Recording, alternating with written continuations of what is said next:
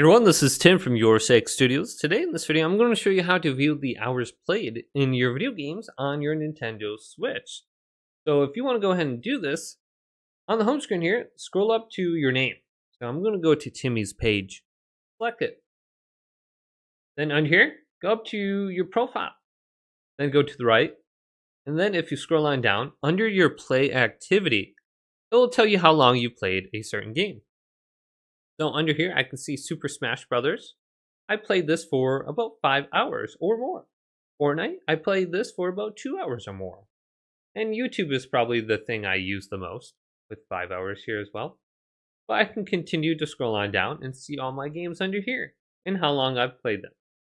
So I haven't used my Nintendo Switch all that much. I've only used it for maybe 15 hours total, just by looking at my play activity. But hopefully this quick little video did indeed help you out. If it did, leave it a big thumbs up. And subscribe to my channel down below for more tech videos coming up next on Your Six Studios.